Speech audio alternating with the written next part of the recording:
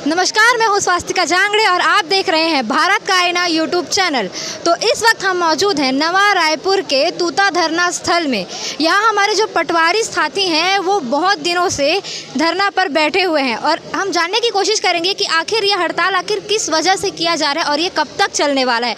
तो आइए हम बात करते हैं पटवारी संघ के प्रदेश अध्यक्ष जी से और उनसे जानने की कोशिश करेंगे कि आखिर ये किस वजह से किया जा रहा है और कब तक ये चलने वाला है। नमस्कार सर। नमस्कार। आपका परिचय? मेरा नाम भागवत कश्यप है, मैं प्रदेश अध्यक्ष हूँ राजस्व पटवारी संघ का। जी, तो सर ये जो धरना है वो आखिर किस वजह से किया जा रहा है, आप बताना चाहेंगे?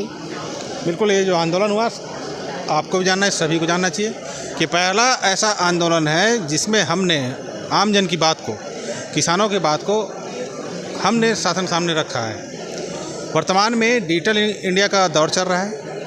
राज्य में समस्त प्रकार के राजस्व अभिलेख डिजिटल इंडिया के तहत भूया ऐप के माध्यम से ऑनलाइन किए गए हैं। उसमें बहुत सारी त्रुटियां हैं। लगभग 10 साल होने के बाद भी भूया ऐप ठीक से चल नहीं रहा है। आम जन को परेशानी हो रही है, कृषक को परेशानी हो रही है, लोन लेने में परेशानी हो रही है, कई जगह प्रमाण पत्र बनाने में परेशानी हो रही है। इन सब बात को लेकर हम ये आंदोलन कर रहे हैं। हमने 32 सूत्रीय समस्याओं का विवरण माननीय राजस्व मंत्री जी के पास सौंपा है कि यहाँ जो ऑनलाइन भूया संचालित हो रहा है इसमें इस प्रकार की त्रुटियाँ हैं जिससे न केवल आमजन परेशान है बल्कि हम फील्ड कर्मचारी, हम पटवारी हैं, हम सब डाटा संधारित करते हैं, हम भी परेशान हैं क्योंकि आमजन का सीधा ताल्लुक़ हमसे होता है। वो सीधा आरोप हम लोग के ऊपर लगाते हैं कि पटवारी साहब द्वारा इस समूह खतरे को ऐसा कर दिया गया, हमारा खतरा भी नहीं कर रहा है। तो सारा दोष कहीं ना कहीं हम पे आता है और हम इससे क्षुब्ध भी हैं। पिछले कई वर्ष से हम इस तरह की समस्याओं को माननीय राजस्व मंत्री जी से, संचालक महोदय से, NIC के पास हमने अवगत कराया है। अधिकांश समस्याओं का निराकरण हो ही नहीं रहा है, जिसके लिए हमको मजबूरन आंदोलन का रुख अख्तियार करना पड़ा है। तो इस हड़ताल को लेकर आपकी मांगे क्या है? एक्चुअल में आप शासन से चाहते क्या हैं? आप बताएं, जो 2016-17 से यहाँ भूया ऑनलाइन कर दिया गया, उससे पहले ऑफलाइन में चल रहा था। भूया को ऑनलाइन जरूर कर दिया गया मगर संसाधन के नाम से आज तक किसी पटवारी को न कंप्यूटर दिया गया है, न लैपटॉप दिया गया, न प्रिंटर, न स्कैनर, अन्य उन तमाम तरह की चीज़ें जो किसी भी सॉफ्टवेयर को ऑनलाइन करने के लिए आवश्यक होती है, उसको संधारित करने, संचालित करने के लिए आवश्यक होती है, उसको नहीं दिया गया। और तो और आज के डेट में हमारे पास बैठने के लिए ऑफिस तक नहीं है। ऑफिस नहीं है तो हम कहाँ बैठ के काम करेंगे? कंप्यूटर नहीं है तो किस में मतलब इस डाटा को संधारित करें?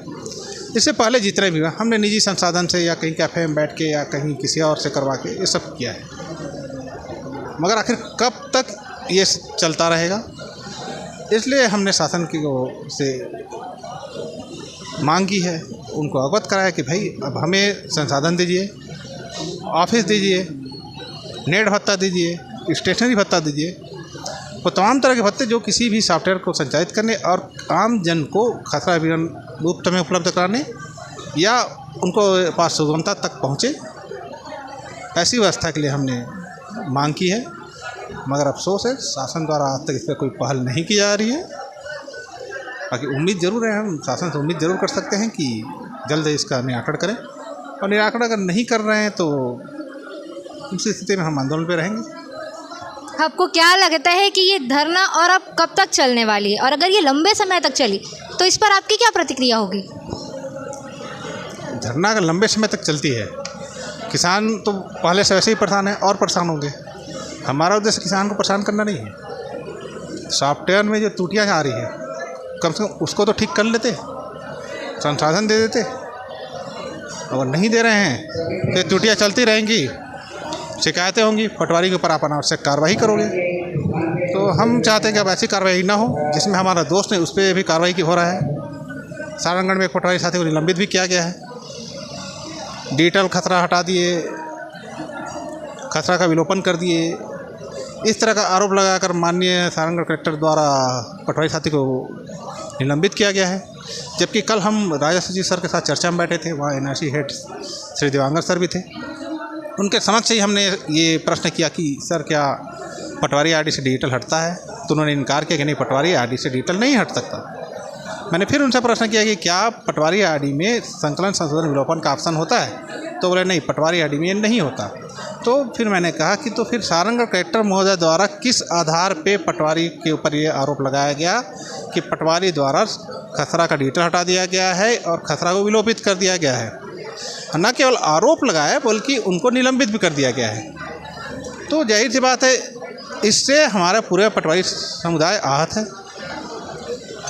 इनके एक झूठे आरोप के कारण पूरे प्रदेश में पटवारियों की छवि खराब हुई है। सब लोग पटवारी को संदेह की दृष्टि से देख रहे हैं। सबको लगता है कि ये सब पटवारी के आईडी में है, उसका भी पटवारी द्वारा जानबूझ के किया जा रहा है, क्योंकि माननीय कलेक्टर महोदय ने तो सस्पेंड कर दिया उस बेस पे ना। सीधी सी बात है कि जनता के समक्ष हमारी छवि खराब हुई है, इसका हम विरोध करते हैं।